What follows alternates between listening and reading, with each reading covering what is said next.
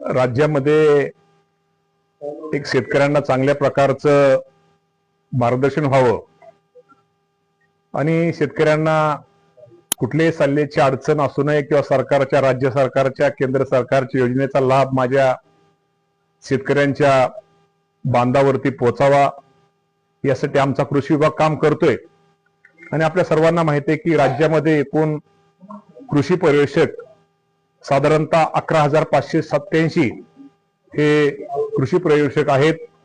आणि आम्ही लवकरच, आपल्याला माहिती आहे की राज्यामध्ये आत्मा योजनेअंतर्गत शेतकरी मित्र आणि शेतकरी मित्र अशा नवीन आपण साधारणतः एका शेतकरी, प्रत्येक गावामध्ये प्रत्येक कृषी पर्यवेक्षकाला एक शेतकरी मित्र देण्याचा निर्णय हा आम्ही आमच्या कृषी विभागाने घेतलेला आहे. आणि त्यामध्ये त्याच्या अटी वगैरे आम्ही सगळं करतोय. पण त्यामध्ये अनुभवी, प्रयोगशील आणि नवीन तंत्रज्ञानाचा स्वीकार करणारा शेतकरी असावा अशा अनेक आम्ही त्यामध्ये अटी टाकलेल्या आहेत.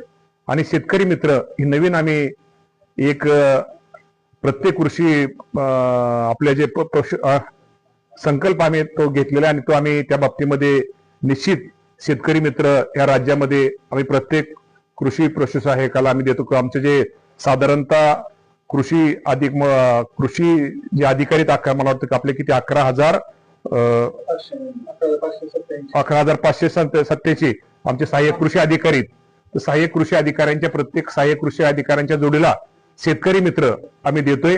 आणि साधारणतः त्यांना 18,000 रुपये वर्षाला, म्हणजे त्यामध्ये ते 3 महिन्यामध्ये त्याला आम्ही त्याप्रमाणे त्याला मानधन आम्ही निश्चित प्रकारे त्याला हे मानधन वर्षातून 4 टप्प्यामध्ये आपण त्यांना देतोय. आणि चांगली एक आम्ही योजना माझ्या शेतकरी मित्र म्हणून आम्ही शेतकऱ्यांसाठी जाहीर करतो. ह्या महिन्यापासून पुढच्या आपण कुठला 1 जून क्रायटेरिया, त्याचं वय 40 पेक्षा जास्त नसावं. 30% महिलांना आपण त्यामध्ये प्राधान्य देतोय. संवाद कौशल्य उत्तम असावं, समाजसेवेची वृत्ती असावी, सोशल मीडिया हाताळण्याची किमान ज्ञान असणं गरजेचं आहे. त्यामुळं त्यांनी किमान माध्यमिक, उच्च माध्यमिक शिक्षण, कृषी पदविका, पदवीधारक, शेतीनिष्ठ पुरस्कार प्राप्त असल्याचं त्यांना प्राधान्य दिलं जाईल.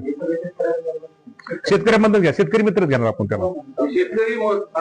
हा, सहाय्यक कृषी अधिकारी जेवढे आपले राज्यातले सहाय्यक कृषी अधिकाऱ्यांच्या जोडीला आपण त्यांना देतो. प्रत्येक सहाय्यक कृषी अधिकारी जे आपल्या राज्यामध्ये 11,587 11,587 आपण शेतकरी मित्र त्यांच्या जोडीला देतोय.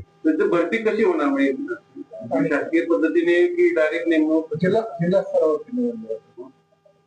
स्तरावरती निवड होईल?